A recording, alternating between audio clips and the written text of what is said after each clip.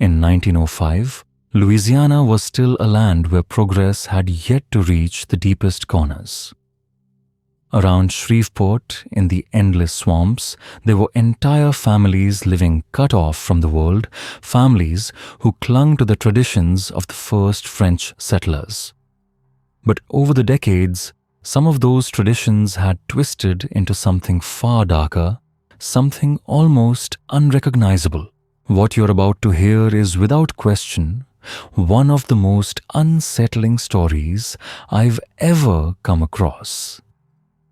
A reminder of how isolation, when mixed with desperation, can push human beings to transform into something far worse than any creature born of imagination. On the lonely roads outside Shreveport, rumors began to spread. Entire families would set out on the rural trails, wagons full and horses steady, only to vanish. Later their wagons would be found abandoned, their animals wandering loose, but never a body. It was as though the swamps themselves had swallowed them whole, leaving not even a trace. No one could have imagined that deep in the heart of those swamps, a single family had devised a terrible answer to scarcity. A solution that bound them together with blood and secrecy, one that would be passed from generation to generation until it became their very tradition. Before we go any deeper, let me pause for just a moment. Where are you watching from tonight? Drop it in the comments. I love seeing how far these stories travel. And if you're new here, welcome. Make sure you subscribe because the tales I have to share only grow stranger from here. Now, the Broussard family. For more than 60 years, they had lived hidden on a patch of land in the middle of the Louisiana swamps. The property, inherited time and again, was nearly 2 hours on horseback from the nearest town and could only be reached by muddy trails that turned into rivers of muck when it rained. It was the kind of place where you could live your entire life and die without the outside world ever learning your name. And the Broussard clan was far larger than anyone might guess. 14 souls lived there together, forming a closed-off community with its own rules, its own traditions, its own hierarchy. After generations of intermarriage among close kin, the family tree had become a knot of tangled roots. At the top of it all was Cleos Broussard, the 75-year-old matriarch. Though stooped with age, her eyes still burned with a cruel intelligence that unsettled anyone who met her gaze. She always wore the same faded black dress, draped with a smoke-scented shawl that carried another smell as well, something neighbors could never quite name. Alcide Broussard. Her 42-year-old son held the title of patriarch, but always remained in her shadow. Tall, gaunt, his eyes sunken, with suspicion, his voice a low rasp that sounded closer to a growl than human speech. His scarred hands spoke of years of brutal, inexplicable labor. Beside him stood Cordelia Broussard, age 38, his half-sister Clemence's daughter by another union. In her own way, Cordelia wielded nearly equal authority. She ruled the women and children with an iron grip, her sharp cruelty sharpened into subtle methods of control that ensured obedience without question. Then there were the cousins Boruga, a hulking, near-silent man, whose size alone warned outsiders not to approach too closely, and Magnolia, whose devotion to Clemence bordered on worship. She repeated her elders' words like scripture, carrying out every order with chilling precision. The older children formed the middle tier of the family's hierarchy. Eulalie, 25, sometimes ventured into the village where she traded salted meat for tools or cloth. Her younger brother Boudreau, 21, often accompanied the men on hunting trips.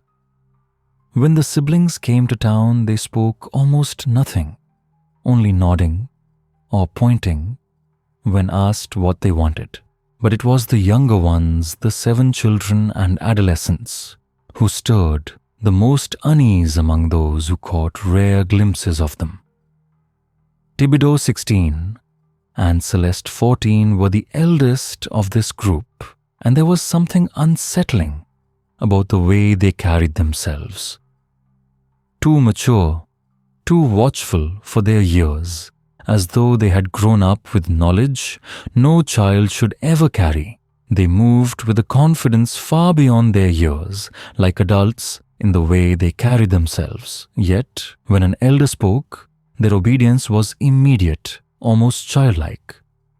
The younger 5 children, Octave just 12, Sidonie at 10, the twins Alce and Anatole only 8, and little Azeli, barely 6, were even more mysterious.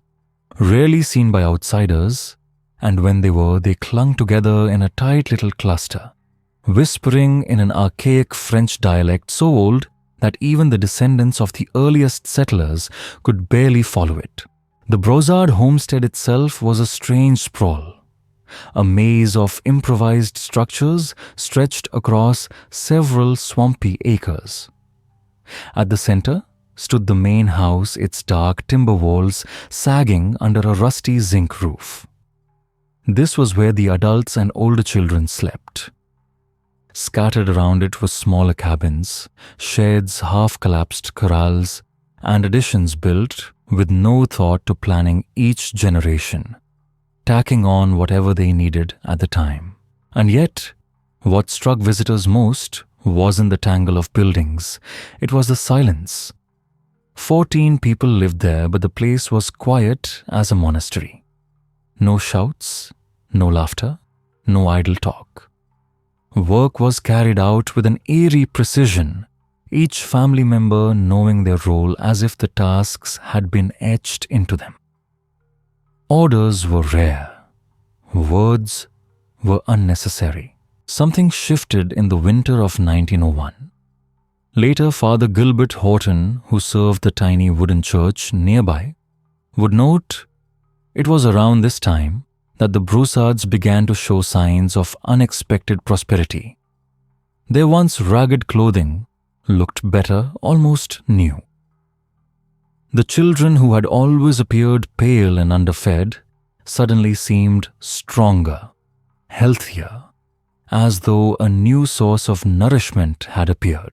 From 1902 onward, the change became undeniable. The family began appearing in town more often, not just occasionally but regularly, and always with something to sell. They brought in large amounts of salted meat, far more than anyone had ever seen them trade before. Bags and cloth-wrapped bundles were set down heavily on merchant counters week after week, all of it neatly cut into uniform pieces, well salted and preserved. Eulalie remained their main negotiator, speaking in her clipped, quiet manner. But now, she was rarely alone. Magnolia often stood beside her, or one of the older adolescents carrying additional bundles of meat and hides. The volume was startling. For an isolated swamp family with no known herds, the sheer amount seemed impossible. One merchant who dealt with them most often could not help but grow suspicious.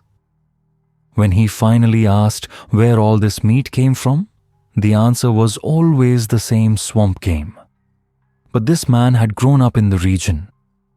He knew the taste and texture of every animal the swamp could offer.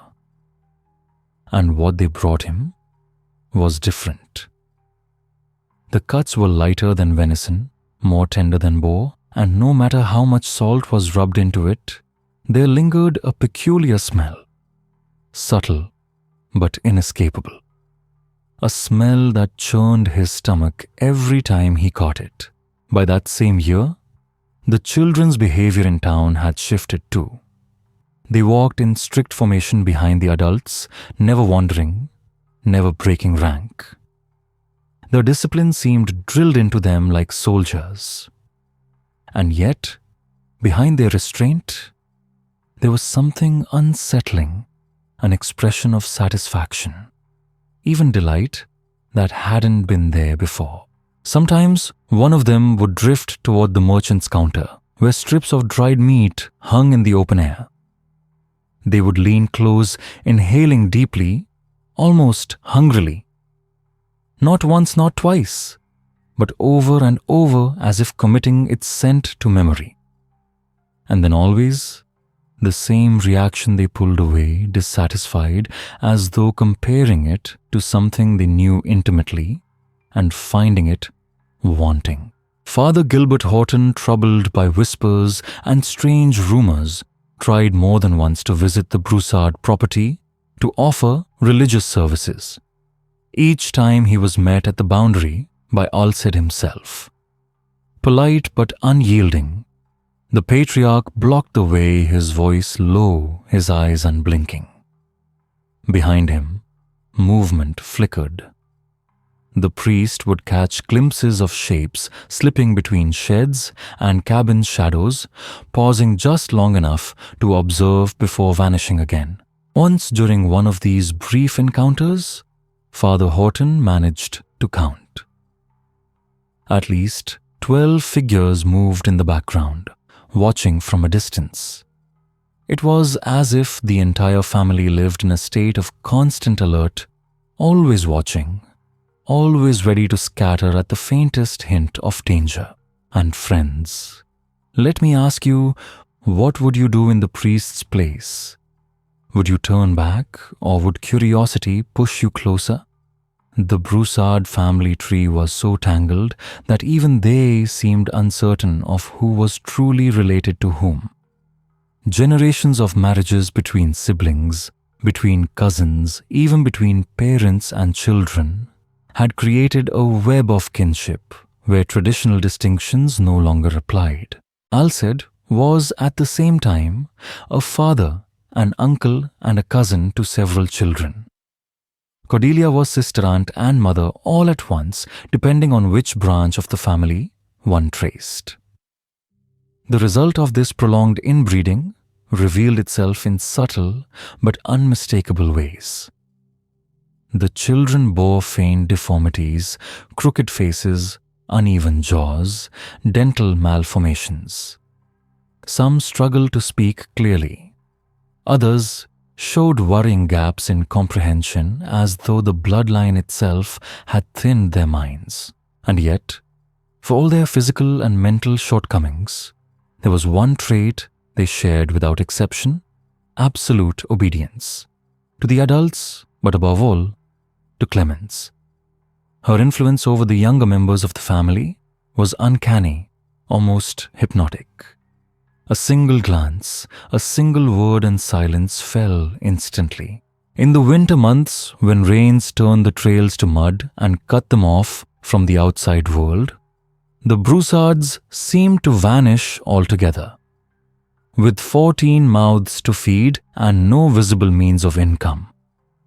Besides the salted meat they sold, neighbors often wondered how could they survive so comfortably through weeks, even months of total isolation. It was during these periods that the strangest rumors circulated. Hunters claimed to see lights flickering in the swamps where no one should be. Strange, foul-smelling winds drifted toward nearby farms on certain nights. And there were sounds too low, distant cries that weren't quite human, echoing through the black water and cypress trees. Some swore they glimpsed groups of figures moving silently through the thickets, only to vanish before they could be clearly seen. Inside the Broussard compound, life was organized with chilling precision. Each family member had a role assigned by age and strength. Adults shouldered heavy labor and made decisions. Adolescents served as assistants and runners. The youngest children were given simple, repetitive duties, but always essential, never idle. It didn't resemble the rhythms of a normal rural household. No, the structure felt more like a military unit, or worse, like a criminal enterprise. Every member knew their role, carried it out without question and without the need for spoken instruction. From 1902 onward, sharp-eyed neighbors noticed patterns. Entire days when the property fell into absolute silence as though abandoned. And then without warning, bursts of furious activity. Smoke rising from several chimneys at once. Endless movement between sheds. The cycle repeated itself again and again. The first disappearance came that same year, March 1902. The Morrison family. James Morrison, his wife Sarah, and their 3 small children were moving from Shreveport to a farming town inland, where James had secured work at a sawmill. They set out on a Monday morning with a wagon full of their meager possessions, enough food for 2 days, and the promise of a new life. 3 days later, their wagon was discovered in a clearing barely 5 kilometers from the Broussard property. The horses had been cut loose, still in harness, but were found nearby, trembling skittish as though they had witnessed something they could not forget. Inside the wagon, nothing was disturbed. Clothing folded neatly, tools in their places, a small sum of money untouched. There were no signs of violence, no blood, not even footprints to suggest which direction the family had gone. It was as if James, Sarah, and their children had simply evaporated into the swamp air, leaving behind only their belongings and 2 terrified animals. Sheriff Augustus Landry, a seasoned lawman with 20 years of experience, was at a loss. He had seen murders, robberies, kidnappings, but never this. In his notes, he confessed that it seemed as if the family had been taken by ghosts. An odd remark at the time, yet one that would prove closer to the truth than anyone dared admit. Just 2 weeks later, it happened again. This time, the Thibault family. Pierre Thibault, a merchant from New Orleans, traveling with his wife Marie and their daughter Amélie, a girl of 16. They too vanished without a trace. Their wagon was found abandoned under the same eerie conditions. Belongings untouched. No bodies, only emptiness and friends. I want you to imagine what would people in those days have thought. 2 families within weeks gone without a trace. Would you have chalked it up to the dangers of the swamp? Or would you have suspected something far darker, lurking within those trees? The pattern revealed itself quickly. Grim, merciless, and unmistakable. By the end of 1902, 6 more families had vanished. Always the same scenario, travelers on lonely rural roads. Wagons later found abandoned near the same region. Belongings untouched, and no trace of life. Not a drop of blood, not a single footprint. Just silence. The following year, 1903, the terror only deepened. 12 more families disappeared, an average of 1 family every single month. Fear had settled heavily over the countryside. Merchants refused to travel alone. Many abandoned rural routes, entirely preferring dangerous detours through wild terrain or simply staying home. It was during this season of dread that Father Gilbert Horton began noticing peculiar details about the Broussards. As he moved from farm to farm on his pastoral rounds, he could not help but observe. Some days the Broussard property seemed to overflow with movement figures slipping between the cabins and sheds. Other days it looked deserted, eerily still. Even stranger was the behavior of the children.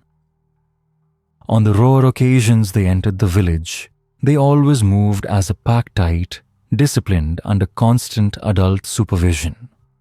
But their discipline felt unnatural. It was more than obedience. It was training rehearsed and perfected as though they wore masks to conceal something darker beneath. In his private notes, Horton wrote, "The Broussard family continues to trouble me. During my last approach, I counted no fewer than 12 distinct figures, several of them children. Yet, these children are no longer pale and sickly. As before, they are vibrant, energized. And in their faces, I see something unsettling. A satisfaction, a joy that did not exist in previous years. There was another detail that disturbed him even more, the children's growing obsession with meat. In town, they hovered near the butcher shop, not with curiosity, but with knowledge, like experts. The merchant later confided to Horton that the children would lean over the counters, inhaling deeply, commenting to each other in their archaic French. He could not understand the words, but the tone was unmistakable. Technical evaluations, almost professional judgments on cuts, quality, and preparation. The year 1904 brought no relief. 10 more families vanished. By then, rural roads were abandoned and travelers only moved in guarded groups. Yet, the pattern persisted. Horton noticed something chilling. Every disappearance coincided with a sudden silence from the Broussard property. For 2 or 3 days, nothing stirred. Then, renewed activity. Sheds busy, chimneys smoking, and on the breeze, a foul, cloying odor. The merchant confirmed Horton's suspicions. After each silence, the Broussards came to town with greater loads of salted meat than ever before. The same strange pale flesh, the same unfamiliar smell. And now, more than ever, the children seemed transformed, energized, almost manic, brimming with vitality as if freshly fed after a long fast. By mid-1905, 6 more families were gone. The countryside around Shreveport descended into panic. Families abandoned their farms. Trade between communities collapsed. The land itself seemed cursed. At last, Father Horton resolved to investigate more closely. That summer, he began walking the trails near the Broussard property, watching for signs others had missed. And in August of 1905, he stumbled upon something that would shatter any lingering doubt. He followed a peculiar odor. It wasn't the stench of normal decay that clings to swamps. It was sweeter, heavier, and nauseating in a way that turned his stomach. The smell led him to a patch of ground where rains had eroded the soil. And there, protruding from the wet earth, were fragments of fabric. Not rags, not discarded cloth, but torn clothing. Dresses, shirts, trousers ripped violently from their owners. He unearthed more children's shoes, some with socks still stuffed inside. Buttons, buckles, simple jewelry, a child's toy, half buried. And then human teeth, small and white, mingled with the mud. The sheer quantity of these items made the truth undeniable. This was no accident. This was no random dumping ground. The site was a grave, a place where the remains of countless victims had been hidden, layer upon layer, over years. And friends, I have to ask you, what would you have done if you were in Father Horton's shoes, standing in that swamp staring down at the undeniable evidence that your neighbors, your parishioners were not just strange, but something far, far worse? That night, Father Gilbert Horton opened his diary with a trembling hand. His words cut straight to the core of his torment. Today I found evidence that confirms my worst fears about the fate of the missing families. The sheer number of personal objects buried near the Broussard property, coupled with their strange transformation in behavior and the unrelenting rhythm of disappearances. It leads me to a conclusion my Christian soul refuses to accept. Yet, the priest could not turn away. Over the following weeks, he carried out quiet, methodical investigations. He mapped every site where abandoned wagons had been discovered. The results chilled him. Every single one fell within a narrow radius around the Broussard property. And all the disappearances had taken place on roads that passed dangerously close to trails leading directly into the family's land. Horton began watching their movements more carefully. Each time a family vanished, the property fell silent for 2 to 3 days. On the 4th day, renewed life. Sheds bursting with activity. Smoke rising from multiple chimneys.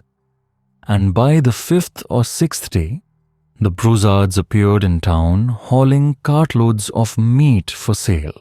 When Horton laid out this chronology for the local merchant, the man grew pale. He confessed something that made his stomach turn without realizing it.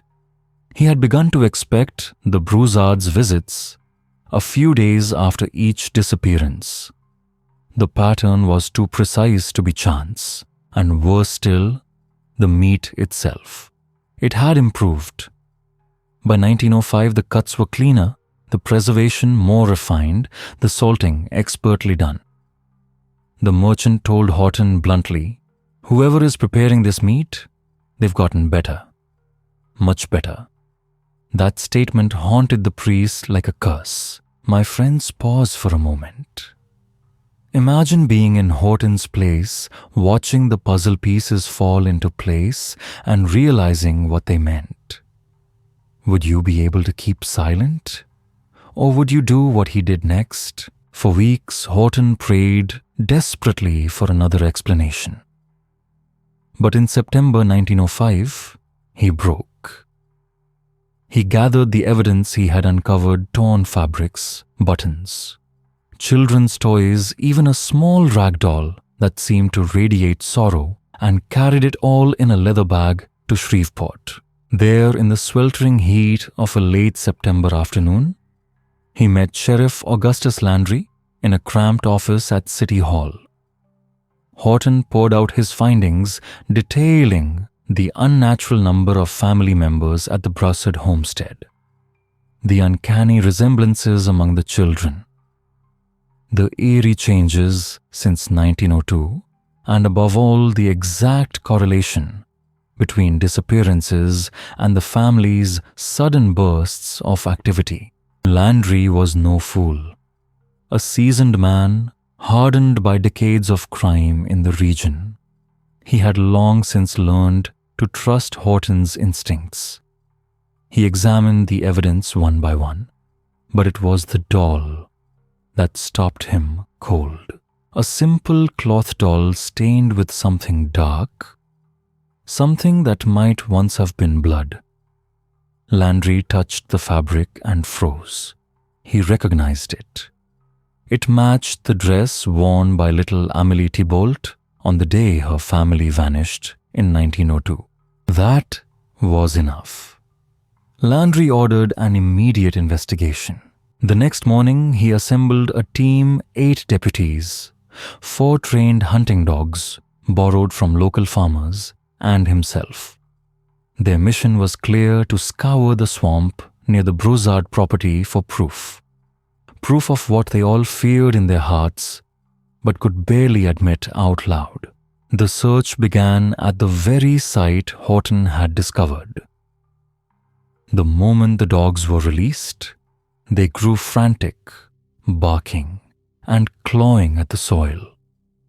Within hours, the deputies uncovered something far worse than anyone had dared imagine. An acre of ground, soft and black, concealing the detritus of human lives. Shoes of every size, from men's boots to tiny slippers, some still clutching socks. Scraps of dresses, shirts, underwear shredded as though by violence, jewelry bent and broken, spectacles shattered, pocket watches, children's toys, even family Bibles, all half buried in the mud. And then the bones. Half a meter down, they began to surface. Human bones. Dozens of them, from adult femurs to the small, delicate ribs of children. And mingled among them, animal bones deliberately placed to disguise the horror beneath. Dr. Rodney Manning, the local physician and coroner, was summoned. His initial inspection confirmed what the eye already knew. At least 22 individuals lay scattered in that single burial site. But it wasn't just the number that froze his blood, it was the treatment of the remains. The bones bore unmistakable signs, clean, deliberate cuts.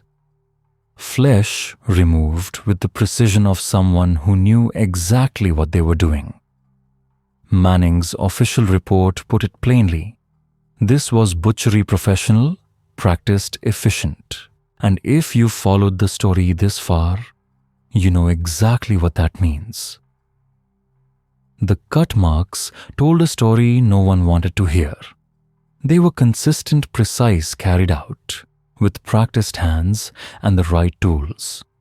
Tools meant for processing large quantities of flesh. Human flesh. For the investigation team, it was like being struck by lightning. Sheriff Landry himself, a man hardened by 2 decades of crime scenes, wrote in his official report that he felt physically sick. This wasn't simple murder. It wasn't even a series of murders.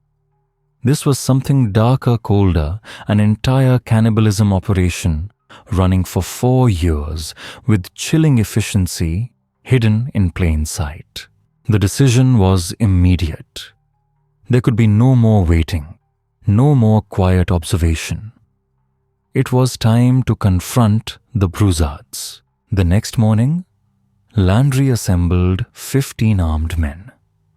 They knew exactly what they were walking into, at least 14 individuals, several of them strong, experienced killers.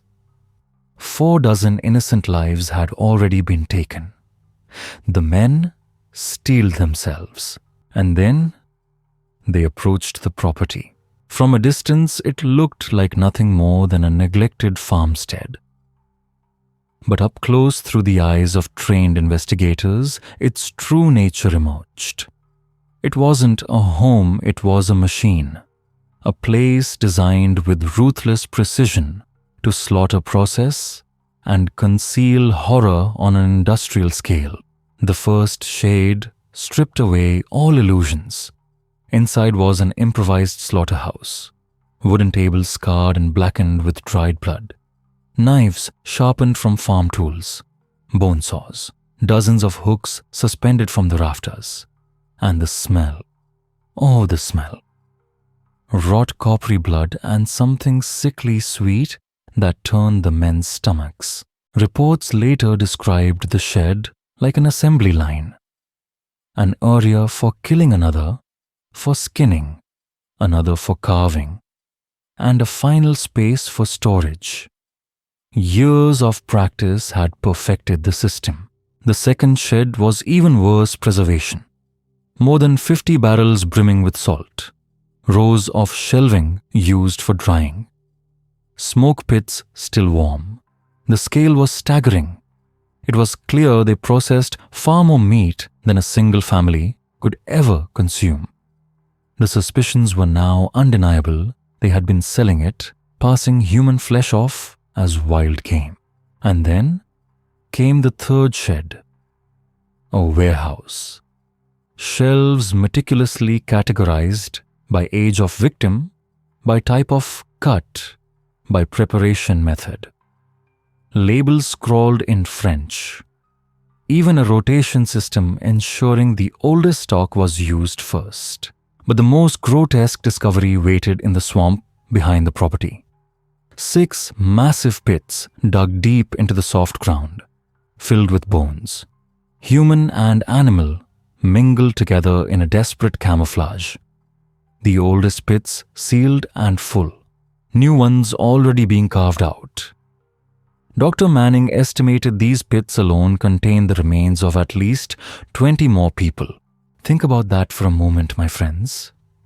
42 lives reduced to nothing more than bones and inventory, an average of more than 10 human beings butchered per year. Not by savages in some far-off tale, but by neighbors. By a family that sold their goods in town. The timing of the raid could not have been more critical. As the deputies advanced toward the main house, they heard frantic voices inside.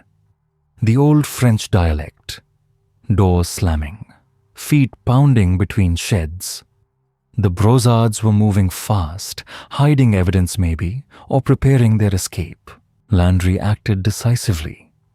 He positioned his men in a tight cordon around the property before raising his voice. "This is Sheriff Landry. Come out with your hands up." The response, chaos. Figures burst from the buildings, running in every direction. Voices shouted in French, shrill and panicked. The deputies fired warning shots, chasing them into the swamp. But the Broussards knew those wetlands better than anyone. Hidden trails, escape roads, the shadows of the cypress trees, they vanished into them like smoke. When the shouting died and the shooting stopped, only part of the family was in custody. Clemens, the ancient matriarch. Cordelia. 5 children. Octave, Sidonie. The twins. Alcée and Anatole. And little Azélie. But 7 had slipped away into the swamp's embrace: Alcide, Uli Boudreau, Beauregard, Magnolia, Thibideau, and Celeste. 7 killers still at large. Now, put yourself there, standing beside those deputies as the swamp swallowed the fugitives whole. Would you feel relief that at least some were captured, or dread, knowing that half the brood had escaped, carrying their secrets and their hunger into the dark? The complete search of the Broussard property revealed horrors that went beyond even the slaughterhouses and bone pits. Investigators uncovered entire collections of personal belongings, clothes, jewelry, tools, and children's toys, all clearly taken from the vanished families. Some items had even been incorporated into daily life by the Broussards, as though wearing and using them erased the victim's existence. But the most chilling discovery lay in a separate cabin, a grotesque archive. Inside were notebooks kept by Clemens herself. Written in archaic French, these records meticulously catalogued every attack over the past 4 years. Each entry noted the number of victims, the quality of the meat, preferred preparation methods, and even evaluations of which family members produced the best cuts. It was, in effect, a cookbook of cannibalism recipes refined through repetition, described with clinical precision. Inside the main house, the nightmare deepened. Evidence showed that even the children had been systematically indoctrinated. Investigators found drawings of hunts and butchering scenes unmistakably human, toys crafted from polished human bones, and a crude, handwritten manual teaching the younger generation how to identify different parts of human anatomy for processing. Dr. Manning, in his final report, concluded that the Broussards had built the most organized and efficient cannibalistic system ever documented. 14 people working in total coordination, processing over 10 victims per year. This was not madness and chaos. It was industry. The arrest of Clemens Cordelia and the 5 surviving children opened the most disturbing chapter of the investigation. Sheriff Landry prepared interrogation rooms at the jail, but even his hardened experience could not shield him from what he was about to hear. Clemens 75 years old, displayed a lucidity that unsettled everyone present.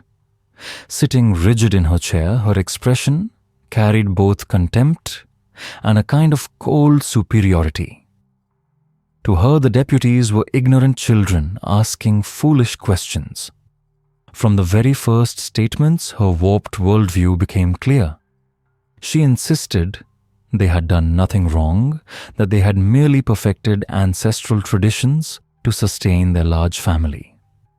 Again and again, she compared their work to that of butchers and farmers, as if slaughtering people were no different than preparing livestock. Cordelia, aged 38, revealed the same fanatical devotion. In her interrogations, she confirmed her mother's claims but spoke with even more technical pride. She described methods, preservation techniques, seasoning choices like a chef explaining her signature dishes. The coldness, the precision, the casual tone with which she recounted mass murder left even seasoned officers shaken. Then came the children. Dr. Manning examined Octave 12, Sidonie 10, the twins, Alcee and Anatole 8, and little Azeli, just 6. His report was devastating. Generations of inbreeding had left its marks: twisted feet, asymmetrical jaws, irregular teeth delayed cognitive development. Yet, their behavior was even more disturbing. They displayed raw terror toward outsiders, but absolute obedience to Clemens and Cordelia. When either woman spoke, even in a whisper, the children froze silent and attentive, like soldiers awaiting orders. Sheriff Landry attempted a gentler approach with the older ones, hoping to pierce the veil of indoctrination. What he recorded defied his understanding of childhood and kinship. When asked about family relations, Octave gave a chillingly confused account, identifying Alid as his father, Cordelia as his mother, but also referring to Clemens as his grandmother-mother and Magnolia as his aunt-sister. Now let me ask you, how do you even begin to process this children raised in a world where bloodlines blurred into an endless cycle of control, obedience, and ritual slaughter? To them, horror wasn't horror. It was simply life. The family's structure was so warped that even the children themselves could not explain it consistently. Each child had several fathers and mothers, depending on which twisted line of kinship one followed. Investigators would later confirm the disturbing truth: the Broussards had practiced deliberate, systematic inbreeding for at least 4 generations. Alcide, for example, could be simultaneously a father, an uncle, a cousin, and even a half-brother to the same child, depending on how the lineage was traced. When Clemens finally chose to describe the system, she did so with a calm, almost casual tone that horrified those present. According to her, the family had always insisted on keeping the bloodline pure.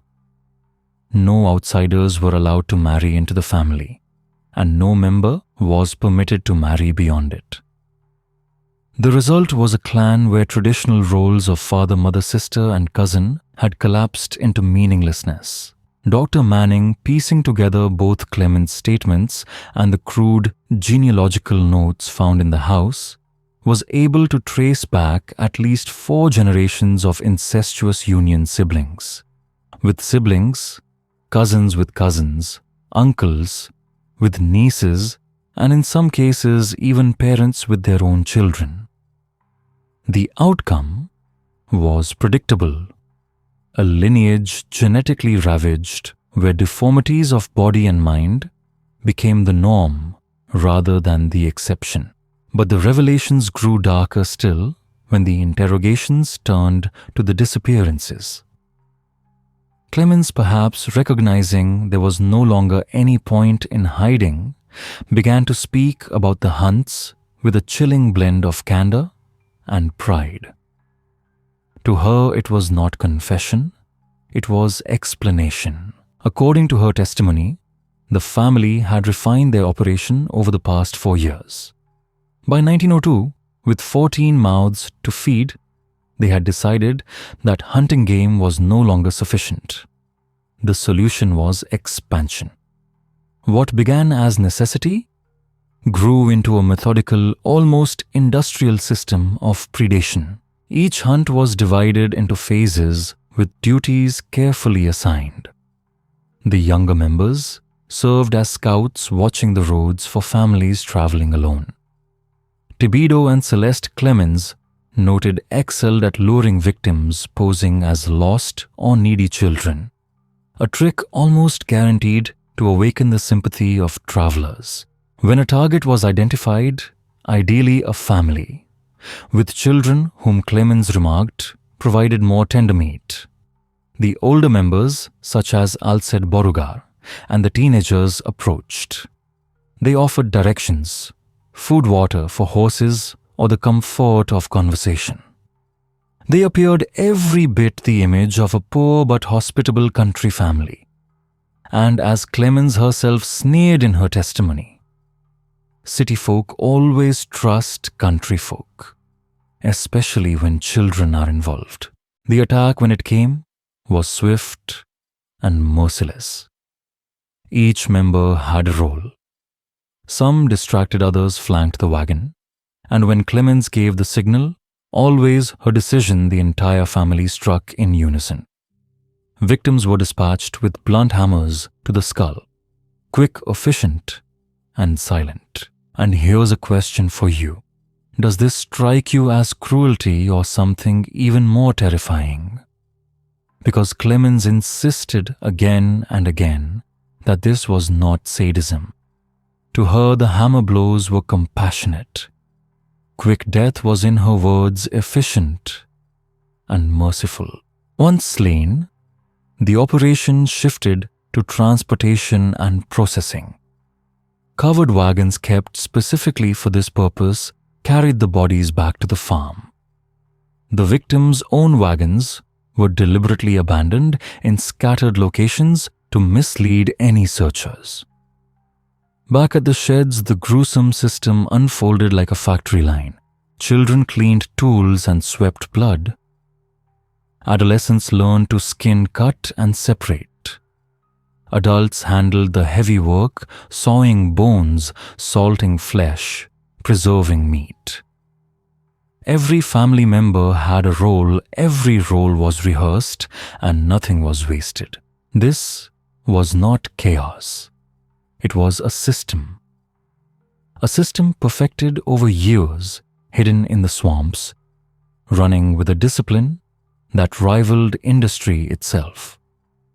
The phrase that would forever symbolize the Broussard family's depravity emerged during these interrogations. Meat is meat, family is family, and business is business. According to Clemens, what had begun as a matter of survival had evolved into a full-fledged commercial enterprise, one that fed and sustained the entire clan.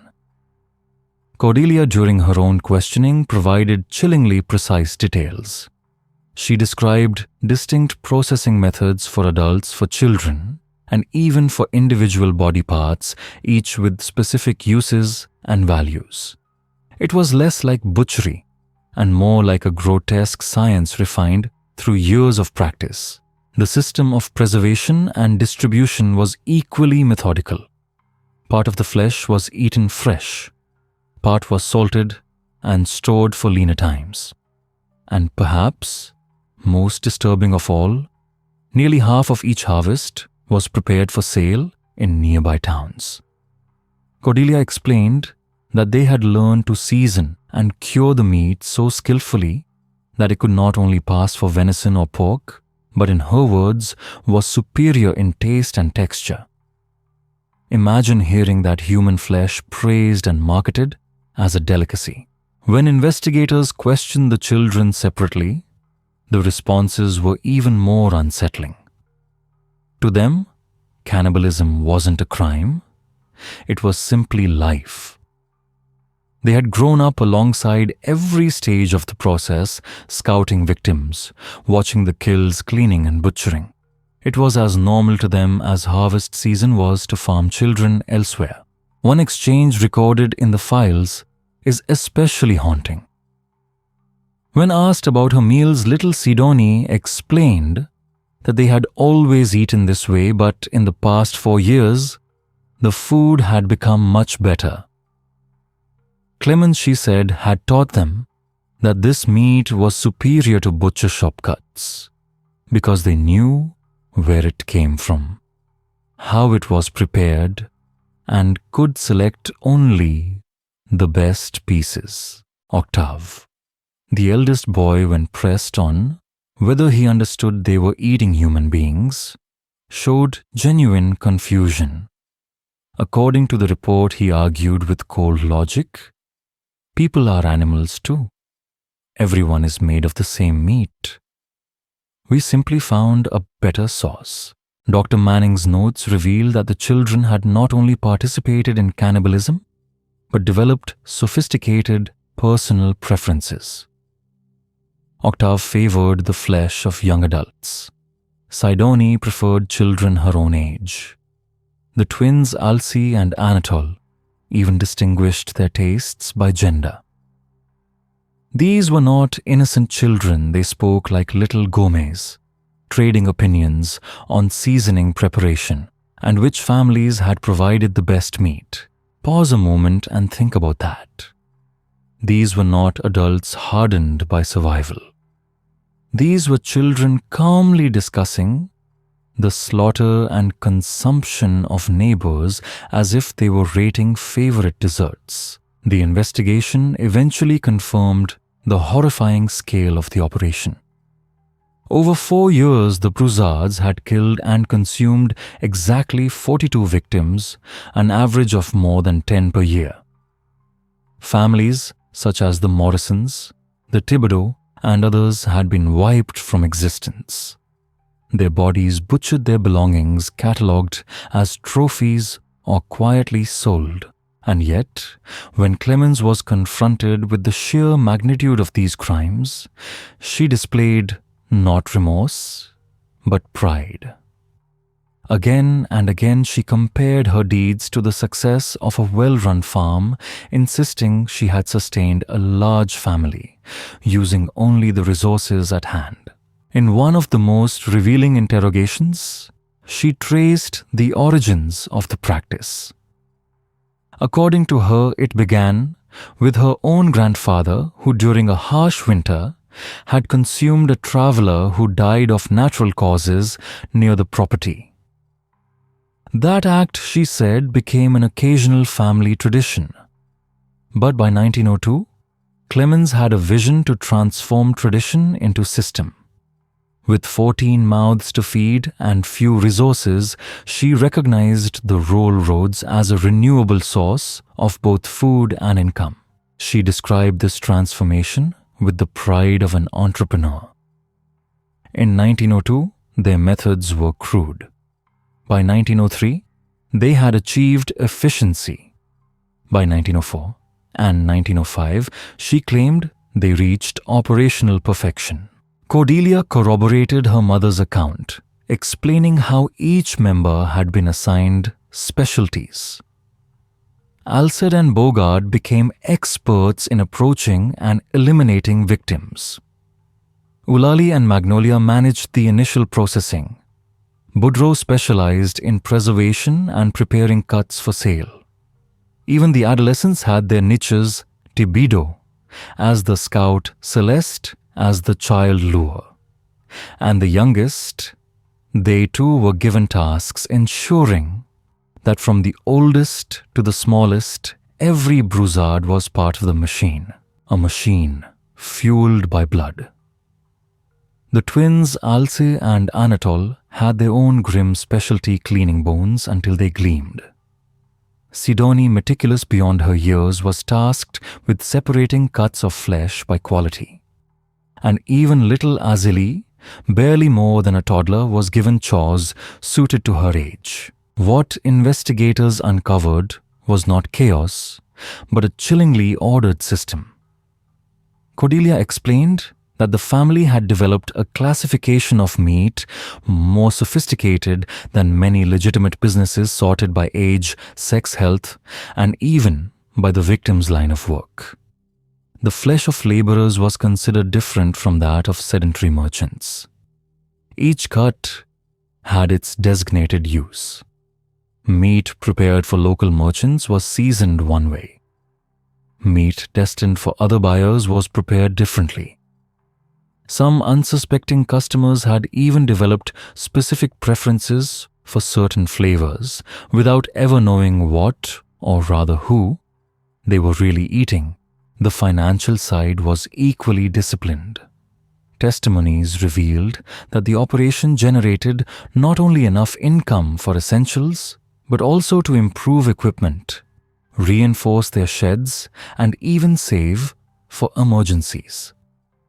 Clemens, during questioning, admitted that she had long-term plans to expand into other regions of Louisiana, perhaps establishing branches of the family business in similarly remote areas. It was nothing less than an entrepreneurial vision applied to systematic cannibalism. And here lies the most disturbing revelation: the Broussards did not see themselves as criminals. In their minds, they were innovators, pioneers who had devised a sustainable way of life. Food, income, even entertainment were wrapped into this one horrific enterprise. According to multiple statements, they didn't just endure the work, they enjoyed it. The complete absence of remorse was what shook investigators most. For the Broussards, they had simply solved the eternal riddle of survival in isolation. The murder of 42 people was to them irrelevant detail. When the trial opened in Shreveport, the courthouse overflowed. Journalists poured in from across the country. Relatives of the missing filled the benches. Ordinary citizens came desperate to understand how an entire family had turned into an industrial machine of cannibal killers. At the center sat the matriarch Clemens Broussard. 75 years old, frail in body, but unshaken in spirit. She listened to the charges: 42 counts of premeditated murder, systematic cannibalism, destruction of evidence, and operation of a criminal enterprise, with the same expression she had worn in interrogation: calm, cold superiority. Witnesses said she looked as though the court were wasting her time. Beside her, Cordelia, the principal accomplice and technical director of the butchery, displayed a sharper arrogance. In transcripts, she not only confirmed every detail of the crimes, but went so far as to correct the prosecutor when he misstated aspects of their processing methods, like a teacher instructing a slow student. The prosecutor, a man hardened by years of violent cases, later admitted in interviews that nothing had disturbed him more. It wasn't only the nature of the crimes or their scale. It was the realization that he was not confronting human beings as he understood them. He felt, in his own words, as though he were trying to prosecute a different species, one guided by an alien moral compass. Throughout her testimony, Clemens remained consistent. She recounted the murders and cannibalism not with shame, but with the pride of a woman explaining a successful enterprise. She spoke of efficiency, resource management, and sustainability. At one point, she expressed irritation at the court's ignorance of survival in rural isolation. When asked directly by the judge whether she felt remorse for killing 42 people, including 16 children, her response silenced the room. According to the transcripts, she replied, "Why should I feel remorse? I fed my family. I created honest income. City people kill cattle every day and call it farming. I did the same. Meat is meat." The 5 surviving Broussard children presented the court with a dilemma of unprecedented complexity. They were victims born into a world of inbreeding molded by conditioning, but also active participants. Dr. Rodney Manning, after months of study, testified that the children bore severe psychological and cognitive damage. His official report concluded that they had been trained since birth to see cannibalism not only as normal, but as necessary, even desirable. Imagine for a moment being in that courtroom, hearing a frail old woman justify 42 murders as though she were defending a recipe, watching her daughter argue butchering techniques with the prosecutor, and seeing children who spoke of flesh as others might speak of bread or fruit. That more than anything was what horrified the public, not just what the Broussards did, but how naturally they believed it was right. They lacked the moral framework to even comprehend the gravity of their acts. At once perpetrators and victims of a family system twisted over generations, the court reached a verdict, both judicial and experimental. The children would be scattered across distant religious orphanages. New Orleans, Baton Rouge, Lafayette, where priests and nuns would attempt to unlearn them to graft new morality onto a soil poisoned since birth. Reports from these institutions were chilling in themselves. Octave and Sidonie, the eldest, learned surface obedience, yet still asked when they might return home to resume family work. The twins, Alce and Anatole, rebelled violently against normal food. They snapped at other children, insisting that animal flesh left them starving. One physician noted they seemed to experience a kind of withdrawal, a hunger that bread and pork could not touch. Only little Azélie, 6 years old, showed true promise. With time, she learned to play, to pray, to eat without suspicion. But even she bore shadows, nightmares, sudden silences, a lingering air of watchfulness. Justice was harsher for the elders. Cléos Broussard, the matriarch, received the death penalty. On a raw December morning in 1905, she was hanged before a hushed crowd. Witnesses swore she never trembled. Her final words, recorded officially, were not apology, but prophecy. "When true hunger comes, you will remember me. Others will do as I have done." Cordelia, sentenced to life, survived only 2 winters. She wasted away in prison, refusing animal meat, living on bread and boiled greens until pneumonia finished her in 1907. Guards claimed she remained proud to the last, boasting of her work as though she had built a farm, not a slaughterhouse. The others, the 7 who fled, became legends of the swamp. Alcide Boudreau, Bogard, Magnolia, Thibodeau, and Celeste vanished into the bayous where pursuit was nearly impossible. Months later, hunters discovered an extinguished fire on a remote island, ringed with human bones. Dr. Manning's analysis confirmed they had fed again, whether on travelers or each other remained uncertain. Through the summer of 1906, fishermen whispered of skeletal figures drifting between the cypress shadows, ragged, hollow-eyed, watching from a distance before dissolving into mist. The last trace appeared in August. Bloodied garments identified as belonging to Ulay and Magnolia, torn in what appeared to be a violent struggle. No bodies were ever found. Speculation filled the void. Some said they had starved, consumed by the swamp itself. Others believed they turned inward, devouring one another, until none remained.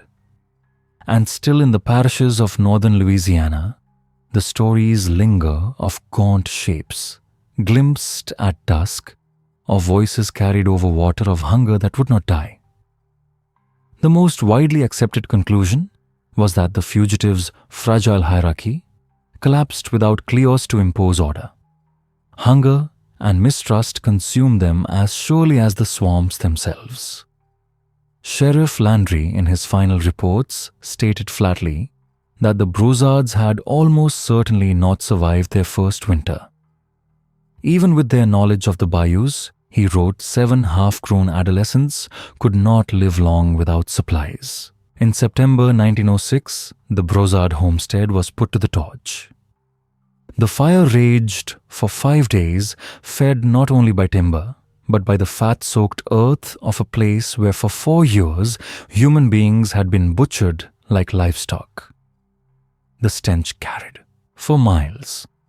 Even after the last embers cooled, the site remained shunned.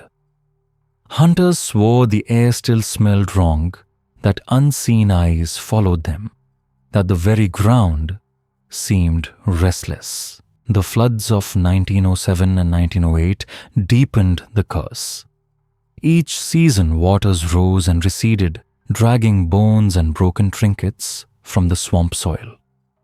Watches, shoes, children's toys, all the discarded remains of 42 lives resurfacing as if the earth itself refused silence. The children's fates were a darker echo of their upbringing. Octave 19 died in 1912 of a festering wound, likely self-inflicted. He had never stopped asking when he could return to his family's work. Sidoni lasted until 1918, moving from one institution to another, always trying to recruit other children to eat raw meat. She succumbed during the Spanish flu at 23, still uncomprehending of her guilt. The twins, Alcee and Anatole, proved most violent. Separated in 1908, after repeated attacks, Alcee lunged at a supervisor with a kitchen knife and was killed at 15. Anatole was institutionalized for the insane where he died in 1915 at 20, still dreaming of swamps and family banquets. Only Azélie escaped the curse. At 13, she was adopted under a new name, rebuilt piece by piece with prayer and discipline. She married, bore children, lived quietly until her death in 1954. To the end, she never spoke of her origin. Her silence was its own grave. The case scarred Louisiana. For years, traders avoided back roads near Shreveport, preferring longer routes deemed safer. Rural hospitality, once a point of Southern pride, was shadowed by suspicion. Father Gilbert Horton, broken by what he had uncovered, left the state in 1907. I saw he wrote not demons, but human beings who chose to become a death machine. Knowledge like that, no man should bear. Dr. Manning turned the horror into study. His papers on inbreeding and moral isolation circulated in medical journals for decades. Sheriff Landry too changed. He ordered regular patrols of remote homesteads and insisted that isolation itself was a risk factor for crime, and so the Broussard case endures. Not as folklore of curses or devils, but as something colder. No spells, no possession. Only human beings who through isolation, bloodline decay, and a warped sense of enterprise built an industry of murder. For 4 years they thrived, killing more than 10 souls each year with chilling efficiency.